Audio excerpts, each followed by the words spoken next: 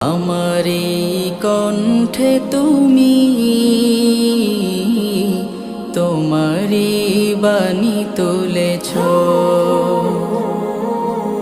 বুকের দেরাজ তুমি কোরআনের স্থান দিয়েছ। এত ভালোবাসো কেন মালিক আমায়, কি করে শুকুর তার করি আদায়। এত ভালোবাসো কেন মালিক আমায়, এত ভালোবাসো কেন মালিক আমায়।